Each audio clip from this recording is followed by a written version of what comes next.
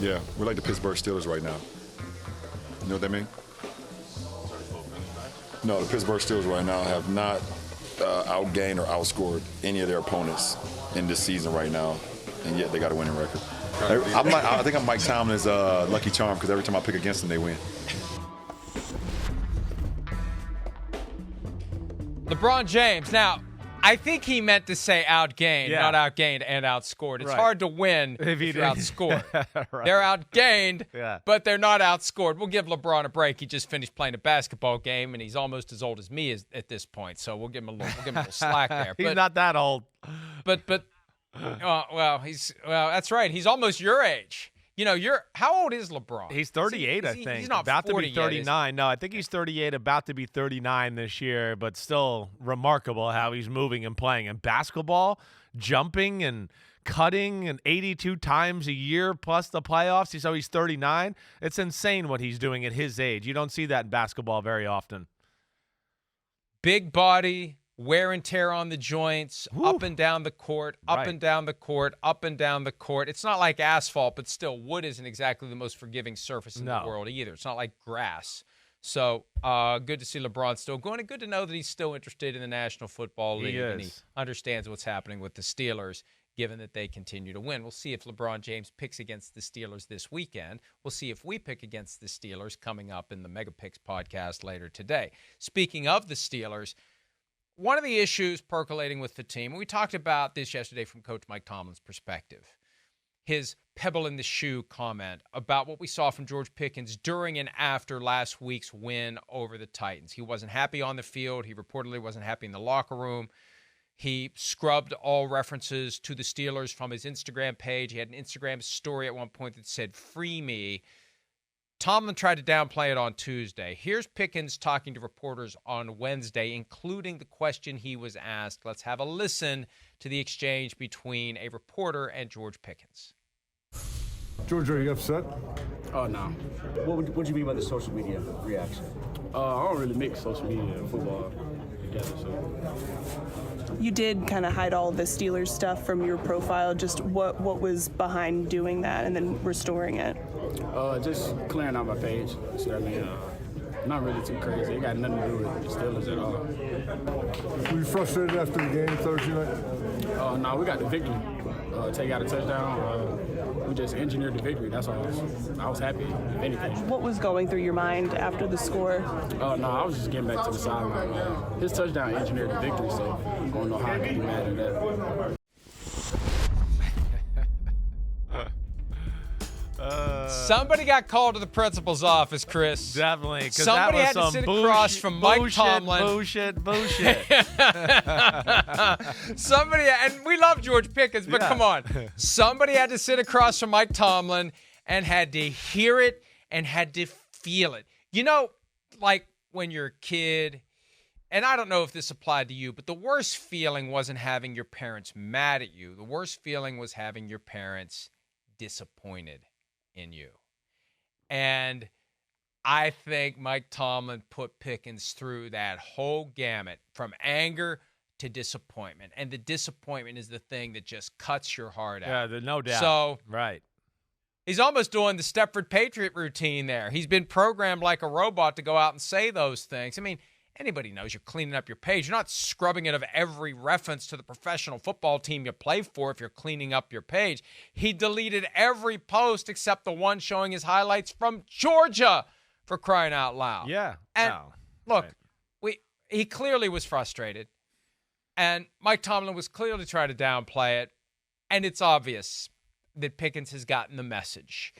And Tomlin working his magic to keep Pickens listening to his better angels and rectifying the thing that happened last week. But yeah, I mean, one. That was some grade A. Yes. That was some grade A USDA approved fecal matter from a bull. And there he is sitting there after the touchdown from Deontay Johnson. And he was upset. He had -1 yard. He was upset. Yeah. And that's fine.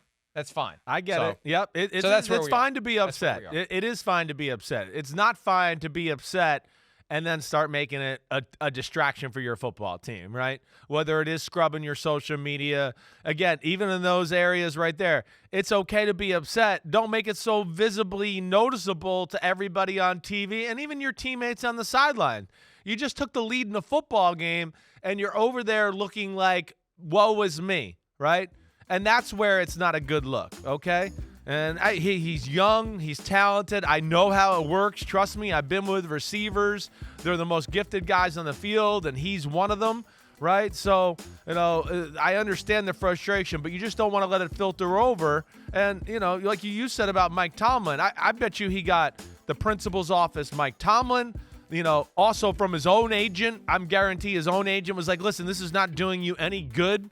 Whether you like Pittsburgh or not, or want to get out of there or whatever, this ain't a good look for you. Don't do that. And then Tomlin has that magical way of like what you're talking about, being stern, no nonsense, no BS, but has a magic of, hey, I care about you, and I care about you, and I've shown you that, and you're letting me down on a personal level. And that is the thing that cuts to the heart of any football player, Yeah, the coach that yells at you and does all that, but the coach that cares for you a little bit, you don't want to let him down.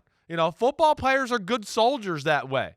I'm like a puppy dog. Wanted to come back, and a quarterback coach I liked, I wanted to come off the sidelines, and I wanted to tell me I did a good job, and I wanted to see a look in his face that he was pleased with me. I mean, that was part of the satisfaction of, hey, John Gruden, you just mother effed me a bunch of times, but, I know you care about me. Now, let me see the smile on your face and tell me how I did a good job. I mean, those things go a long way, and they hit home. And right, because he was doing that a lot of the game. So we'll see how they react this weekend. And, they got some good leaders on the team. I think that helps, too, when you got Minkah Fitzpatrick and Watt and Cam Hayward. You look across the locker room and you go, wait, I look at those guys. They're stand-ups. I can't be, the jerk in the locker room either. You might have noticed some quotes on the screen that undercut the Pickens explanation that he wasn't frustrated at all. Najee Harris said, there's nothing wrong with being frustrated. It's just how you handle things. Obviously, he's a talented guy. Teams are going to do things to minimize him. I was just telling him in the middle of the game, too, you've got to keep your composure. Again, that cuts against the attitude Pickens is now trying to display. Deontay Johnson, similar comments from him as it relates to frustrations. I understand where he's coming from. You can't knock him. He's human. I didn't think too much about the situation. I know what it was from. Frustration from the game, obviously. Him doing what he did, there's a better way to go about certain situations. But he felt like he had to handle it that way at the same time. It wasn't the right time to do all that. So you got two guys who are basically agreeing with us that this sudden Serenity Now routine from George Pickens is baloney. He was upset, but this is post-Tomlin. And as I said yesterday, and I wrote about this at PFT, and I think a lot of people deliberately misunderstood my point, the mere fact that Mike Tomlin was being asked about it, the mere fact that George Pickens did what he did is a failure by Tomlin to intervene and prevent, because we know he's got a well-earned reputation of intervening and preventing, whether it's Antonio Brown, whether it's Chase Claypool, whether it's other guys we don't even know about. You keep the thing from becoming an issue so you don't have to deal with it at a press conference, so you don't have that distraction internally or externally. That's where Tomlin failed with George Pickens. The fact that he did it is failure, and it's all the more reason, Chris, for Tomlin to be even more pissed that Pickens acted out before Tomlin recognized, I need to diffuse this situation.